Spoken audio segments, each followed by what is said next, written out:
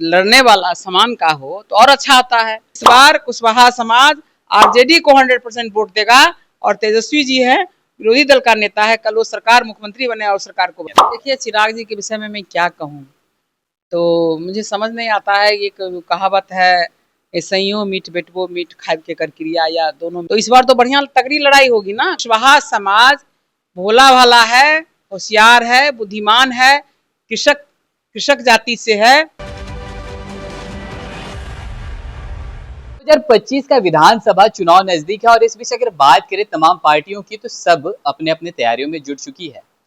खास करके बिहार की बात करें तो बिहार में बिना जातीय समीकरण की कोई भी पार्टी जीत नहीं सकती है।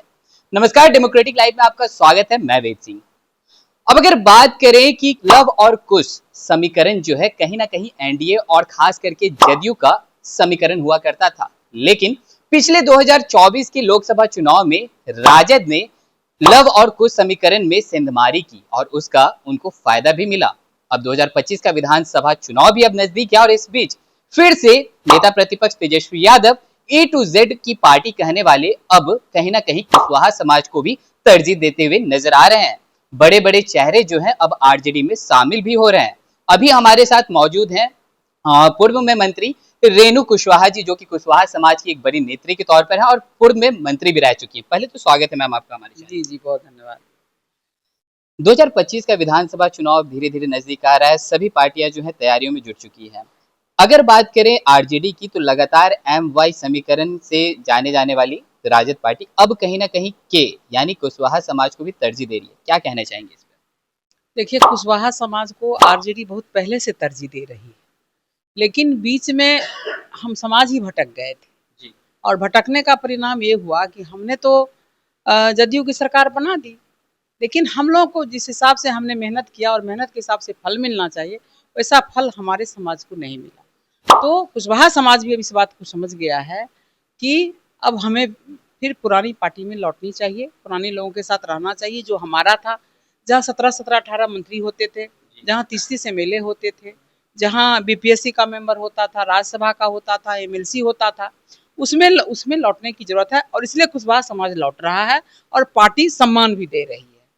लेकिन वहीं अगर बात करें सामने की तो एनडीए पार्टी में भी बड़े बड़े चेहरे हैं कुशवाहा समाज के। एक तरफ अगर देखा जाए तो उपेंद्र कुशवाहा जी भी हैं और दूसरी तरफ सम्राट चौधरी भी हैं। तो कितना कड़ा लड़ाई होने वाला है इसमें? देखिए अच्छी बात है, जब लड़ने वाला समान का हो तो और अच्छा आता है। तो इस बार तो बढ़िया तगड़ी लड़ाई होगी ना। कुशवाहा समाज के लीडर उधर भी हैं, हम लोग भी इधर हैं। लोकसभा में भी देख लिया और इस विधानसभा में भी हम लोग फरिया के देख लेंगे कि कुशवाहा समाज इस बार कहाँ रहता है। इस चीज को हम लोगों को देख लेना है, ये बढ़िया बात है ना। अब अच्छा है, वहाँ भी बड़े बड़े लीडर हैं, हम लोगों की तरफ भी बड़े बड़े लीडर हैं, आरजेडी में भी बड़े बड़े लीडर हैं। और जब पहले नहीं सम्मान दिला सके तो अब हम लोग दिलाएंगे और वो लोग भी कोशिश करें। कोशिश करना है, महाभारत के युद्ध तो दोनों तरफ चलेगा ना, कोशिश करना काम है, करें वो। देखिए कहीं ना कहीं कुशवाहा समाज की तरफ से एक बात जो है वो कॉमन सबके सामने सुनने को मिलती है। कुशवाहा समाज जो होते हैं थोड़े भोले नेचर के होते हैं। वो ये नहीं देखते कि उनका फायदा कहाँ है, बस वो देखते हैं कि हाँ सामने वाला व्यक्ति अगर अच्छा है तो उनका समर्थन करते हैं। तो क्या लगता है कि उपेंद्र कुशवाहा जी हमेशा से कुशवाहा समाज के एक बड़े नेता के तौर पर रहे हैं, उनके द्वारा कुशवाहा समाज के लिए क्या कुछ किया गया है, आप क्या समझते हैं? देखिए मैं यही जानती हूँ कि कुशवाहा समाज को अपना समाज में भी छला है जी। उसको जो किसी भी क्षेत्र में, पॉलिटिकल हो या प्रशासनिक क्षेत्र हो, पुलिस का क्षेत्र हो, किसी भी क्षेत्र में उसको जो हिस्सेदारी होना चाहिए वो नहीं मिला है। अब इस बार सब प्रयास करें, हम लोग भी प्रयास कर रहे हैं कि कुशवाहा समाज को उसका वास्तविक हक दिलाएंगे। वो तो कर्तव्य कर दिया, वोट दे देता है, लेकिन उसका अधिकार नहीं मिला है।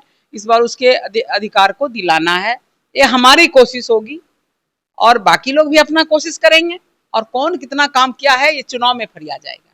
क्योंकि 2024 का लोकसभा चुनाव की अगर बात करें, उसका जो परिणाम निकला शाहाबाद क्षेत्र में एक तरह से वर्चस्व था उपेंद्र कुशवाहा जी का, लेकिन कहीं ना कहीं वहां पे महागठबंधन को फायदा होते हुए दिखा और उसके बाद से लगातार उपेंद्र कुशवाहा भी नाराजगी उनके चेहरे पे ये चीज झलकती भी रही है कि एक ही नाव पर हम सभी सवार हैं। अगर मेरे साथ अगर फिर से ऐसा हुआ तो नाव के साथ मैं अगर डूबा तो नाव भी डूबेगी। तो कहीं ना कहीं नाराजगी दिखी जा रही है। तो उनकी नाराजगी तो समझिए एनडीए की तरफ है। एनडीए वालों ने ही, इसका मतलब एनडीए वालों ने उनके साथ चीटिंग किया है। तब तो ये समझना चाहिए, लेकिन फिर भी वो उधर ही हैं। तो उनको समझना चाहिए, बोलने से क्या होगा हम डूबेंगे। अरे आप तो डूब चुके हैं। आप जैसे ही इतना एनडीए का और कुशवाहा से आप हार गए तो आप तो डूब ही गए हैं।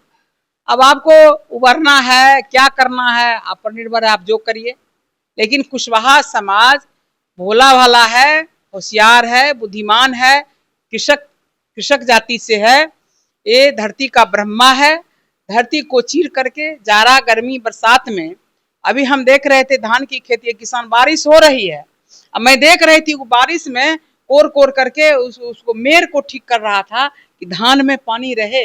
मेरा हृदय कांप गया कि वो किसान धरती के सीना को चीरता है, धूप जाड़ा गर्मी बरसात में खड़ा होकर के मेरे लिए भोजन तैयार करता है। मतलब अनाज अगर वो नहीं उपजावे तो हम खाएंगे नहीं, मर जाएंगे। वो किसान धरती का ब्रह्मा है, उसको कब तक चीट करिएगा, उसको कब तक ठगिएगा।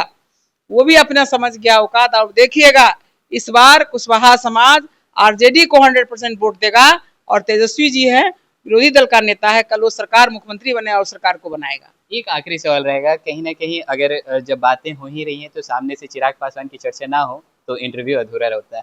चिराग पासवान लगातार ये भी तरह तरह के बयाने दे रहे हैं और कहीं ना कहीं ये भी बात को कहा है उन्होंने कि 243 सीटों पे उनकी पार्टी लड़ेगी। मतलब इस बातों को लेकर के भी कहा है, कैसे देख रही हैं? देखिए चिराग जी के विषय में मैं क्या कहूँ, तो मुझे समझ नहीं आता है। एक कहावत है, ऐसइयों मीठ बेटबो मीठ खाए के कर क्रिया, या दोनों मीठा है, तो बहुत मुश्किल है। अब हर चीज में कभी चित कभी पट, कभी ऊपर कभी नीचे, कभी कहते हैं कि लॉ एंड ऑर्डर सही नहीं है, सरकार सही नहीं है। तो आप एक निर्णय लो कि बैठ के कि या तो सही करो या आप रिजाइन दे के काम करो कि भाई हम दुरुस्त करेंगे। ऐसा करना चाहिए जैसे कि 1994 में नीतीश जी किए थे। उनको लगा कि भाई पार्टी हम जनता दल सही काम नहीं करे तो तोड़ दिए, पार्टी को तोड़ के अलग हो गए, अलग होके काम किए, 11 साल मेहनत किया। आप भी करिए ना, आप सत्ता सुख भी लेना चाहते हैं और मैं और बात भी उसके खिलाफ बोलते हैं, तो पब्लिक भी आपके इस दुअर्थी जवान को समझ गई है और आपका एमपी लोग भी समझ गया है। और आगे देखिएगा कि इस विधानसभा चुनाव के बाद कि जो भी चीज होने वाला है वो चिराग जी के लिए तो अच्छा नहीं होगा। खुद को मोदी जी का हनुमान भी बताते हैं। देखिए कहने से क्या होता है, अगर आप एक तरफ कहते हैं हनुमान है तो दूसरी तरफ आलोचना क्यों करते हैं? क्या उसमें मोदी जी का नाक नहीं करता है? जब आप कहते हैं बिहार में लॉ एंड ऑर्डर, मतलब उस पार्टी में रह के आप कह रहे हैं, तो हनुमान कहने से हनुमान नहीं होता है, करने से होता है। आपकी कथनी और करनी दोनों में अंतर है। कथनी करनी को एक करिए, तभी आपकी बिहार की जनता को पहचानेगी आपको। चलिए बहुत बहुत धन्यवाद। तो जैसा कि आप सुन रहे थे, हमारे साथ मौजूद पूर्व मंत्री रेणु कुशवाहा जी, इन्होंने साफ तौर पर बताया कि कुशवाहा समाज जो है आखिरकार इस बार 2025 के विधानसभा चुनाव में किनके साथ रहेगा, लेकिन इसका जो परिणाम है वो जब रिजल्ट आएगा उससे हमें पता चलेगा। तब तक के लिए और भी ऐसे तमाम खबरों का सिलसिला इसी प्रकार बना रहेगा डेमोक्रेटिक लाइव पे। अपनी राय प्रतिक्रिया हमारे कमेंट बॉक्स में जरूर साझा करें। धन्यवाद।